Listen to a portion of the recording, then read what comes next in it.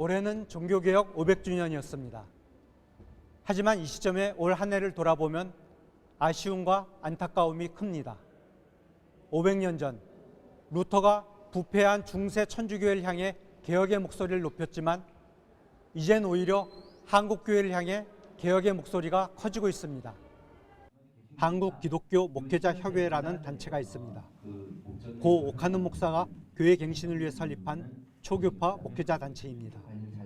이 단체에서 며칠 전 설문조사 결과를 발표했습니다. 그 결과 이전 조사에서 꾸준히 증가세를 보이던 한국 개신교회의 교세가 감소세로 돌아선 것이 확인됐습니다. 5년 전 20세 이상 국민의 22.5%였던 개신교인이 20.3%로 줄어든 것입니다. 단순히 교인 숫자만 줄어든 것이 문제가 아닙니다.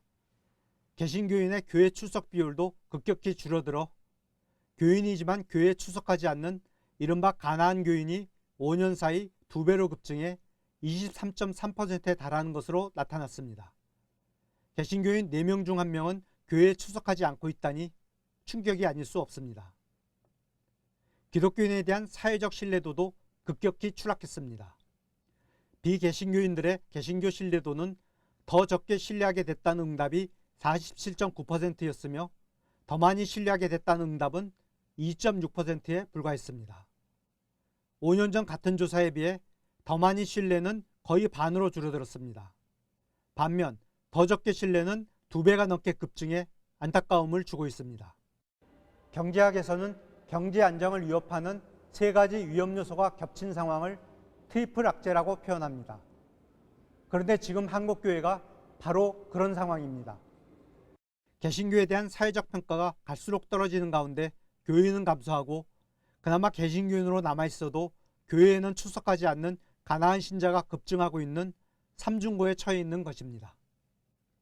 하지만 희망이 없는 것은 아닙니다. 우선 계속 하락해온 출석교회 만족도와 목회자에 대한 만족도가 미세하게나마 상승했습니다.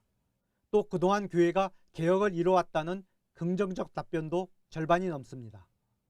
이는 한국교회가 여전히 수많은 문제점을 안고 있지만 또 종교개혁 500주년을 맞은 올해 여러 안타까운 사건들로 얼룩지기는 했지만 묵묵히 개혁을 이루기 위해 노력하는 이들이 존재하고 이들의 노력이 조금씩 성과를 보이고 있다는 반증일 것입니다.